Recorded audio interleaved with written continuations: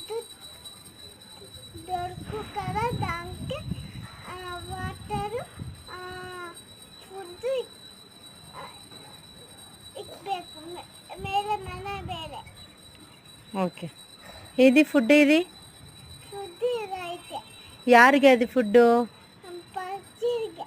ಪಕ್ಷಿ ఏ ಥರ ಫ್ಲೈ ಮಾಡುತ್ತೆ?